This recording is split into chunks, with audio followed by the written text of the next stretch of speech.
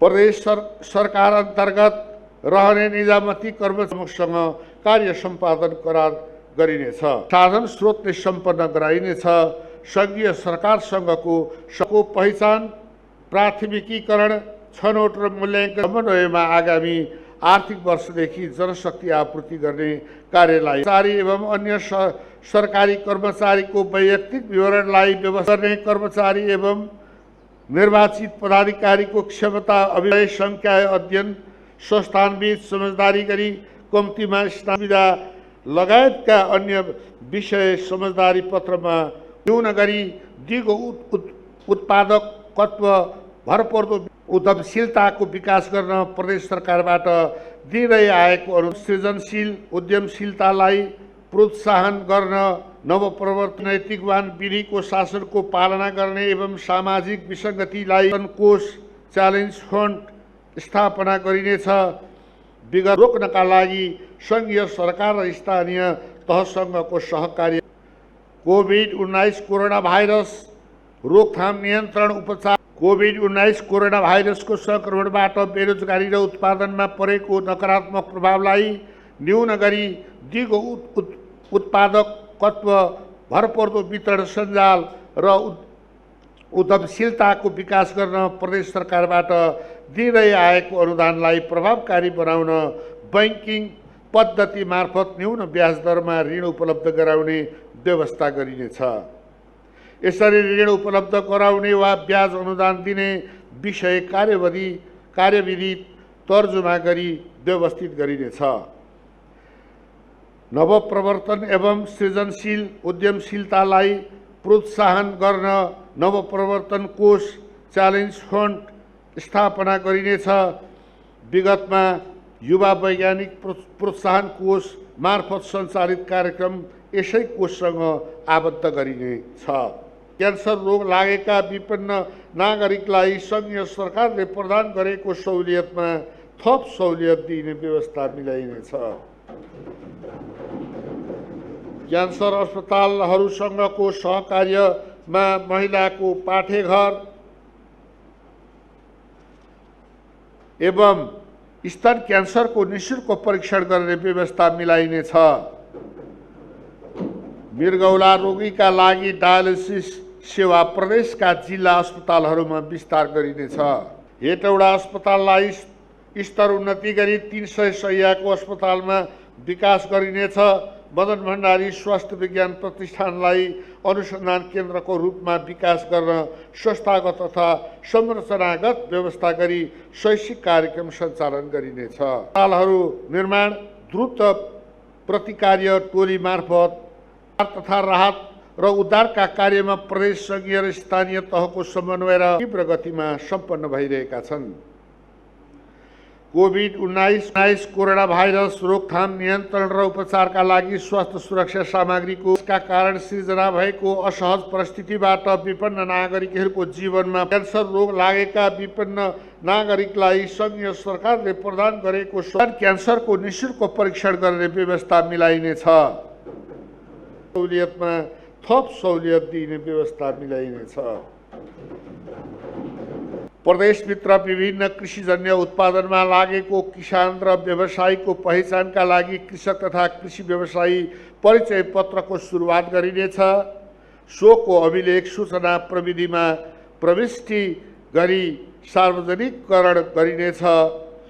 कृषि कार्यमा बिउ बिजनको अभाव हुन नदिन बिउ बिजन ब्याङ्कको स्थापना गरिनेछ। कृषि पशुपन्छी तथा मत्स्य क्षेत्रको व्यवसायीकरण, आधुनिकीकरण, यान्त्रिकीकरण र औद्योगिकीकरण गरी गुणस्तरीय उत्पादनमा जोड दिइनेछ। बाँझो जमिनको प्रयोग उत्पादनमा सहयोग भन्ने सोचलाई आत्मसात गर्दै बाँझिँदै गएको खेती योग्य जमिनलाई कृषि उत्पादनका लागि उपयोगमा ल्याउन स्थानीय तहसँगको सहकार्यमा विशेष प्याकेज सहितको प्रोत्साहन कार्यक्रम सञ्चालन गरिनेछ। स्थानीय तह मार्फत बाँझो जमिनको लगत सङ्कलन गरी भूमि ब्याङ्कको स्थापना गरिनेछ। उत्पादनमा आधारित दूध र दूधजन्य पदार्थ उत्पादन गर्ने किसानलाई प्रोत्साहन गर्न दुध उत्पादनमा प्रति लिटर रु 1 का दरले अनुदान वितरणका लागि 167 वटा दुग्ध उत्पादन सहकारी संस्थासँग सम्झौता गरी कार्यान्वयनमा ल्याइएको यस प्रणालीलाई प्रतिफलमा आधारित बनाई निरन्तरता दिइनेछ। नागरिकको गुणस्तरीय स्वास्थ्य सेवामा पहुँचमा एक स्वास्थ्य संस्थालाई सेवा विस्तार एवं सुदृढीकरण गर्दै प्रदेश महातका सबै अस्पतालमा रोकथाम तथा उपचारको व्यवस्थालाई सबै प्रादेशिक अस्पताल र घुम्ती शिविर सेविकाहरूलाई दिँदै आएको सञ्चार खर्चलाई निरन्तरता दिए। व्यवस्था मिलाउन सडक क्षेत्रको निश्चित दूरीमा रहेका स्थानीय तहसँग छ।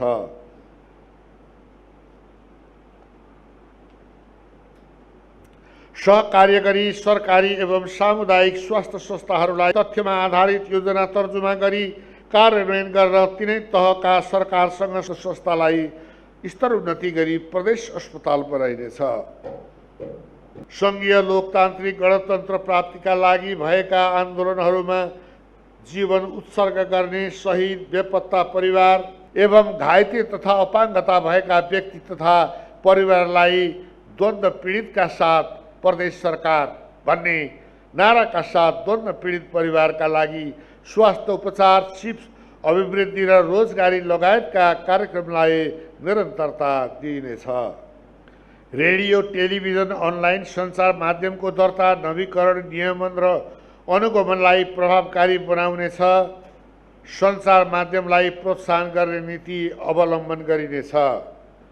आगामी आर्थिक वर्षमा प्रदेश सरकारको सञ्चारकीय स्थापना गरी अनलाइन, रेडियो, टेलिभिजन र छापाखाना सञ्चालनका लागि आवश्यक व्यवस्था मिलाइनेछ।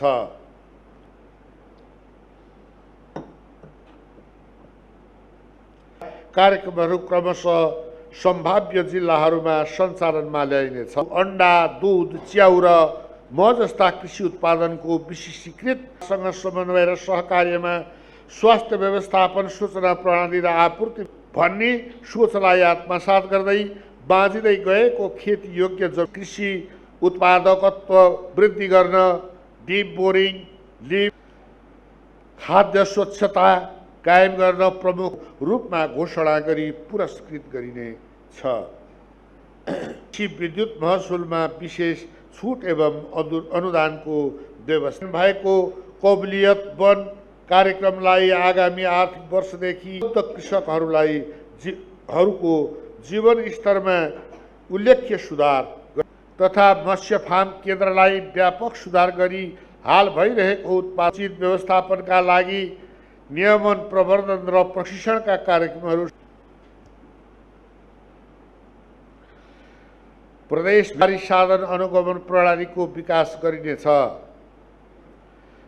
एवं घाइते तथा अपाङ्गता भएका व्यक्ति तथा परिवारलाई नाराका साथ स्थानीय न्यायिक समितिका कार्यलाई कानुनी र सञ्चालनको खाका विदेशबाट फर्किएका वा स्वदेशमा रहेका तथा कृषि सम्बन्धी अनुभव, ज्ञान र सिप बटुलेका कृषि र पशुपन्छी विषयमा अध्ययन पुरा गरी बेरोजगार रहेका युवालाई कृषि पेशामा आबद्ध गरी उत्पादनमा जोड्न विशेष रोजगार आयमूलक कोभिड विशेष कृषि कार्यक्रमको थालनी गरिनेछ।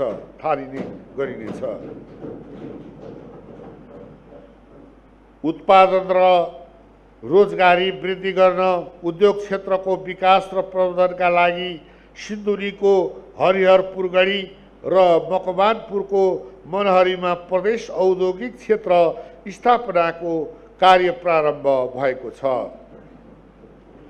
एक निर्वाचन क्षेत्र एक उद्योग ग्राम कार्यक्रम अन्तर्गत 10 वटा निर्वाचन क्षेत्रमा सम्भाव्यता अध्ययन, वातावरणीय अध्ययन र जग्गा प्राप्तिको प्रक्रिया थालनी गरिएको छ। उद्यमीको हात प्रदेश सरकारको साथ भन्ने सोचका साथ बेरोजगार युवा तथा विदेशबाट फर्किएका जनशक्तिलाई लक्षित गरी उत्पादन वृद्धिका लागि रोजगारी सृजना र प्रविधि हस्तान्तरण, सिप तथा उद्यमशीलता विकास एवं सहुलियतपूर्ण ऋणको व्यवस्था मिलाइनेछ। मुख्यमन्त्री सडक कार्यक्रम अन्तर्गत लोकमार्ग, प्रदेश लोकमार्ग र जिल्ला सदरमुकामसम्म स्थानीय तहहरूको केन्द्र जोड्ने सडकहरू सङ्घीय सरकारसँग सहकार्यमा वर्षैभरि सञ्चालन हुने सडकको रूपमा आगामी 5 वर्षमा सम्पन्न हुने गरी स्तर उन्नति गरिनेछ।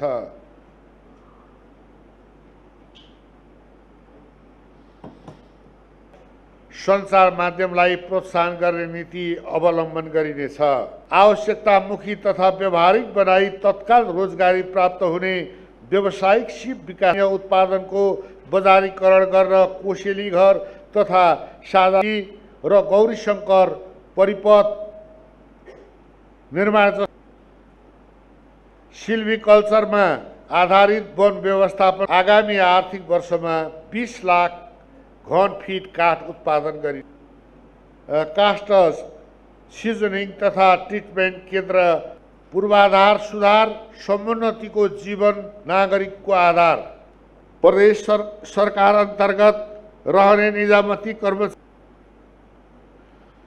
मुख्यमन्त्री सडक कार्यक्रम। तिनै जिल्लाका काठ क्षेत्रमा हाल सञ्चालनमा रहेका मानव निर्मित सूर्यमाई सुरुङलाई प्रदेशको ऐतिहासिक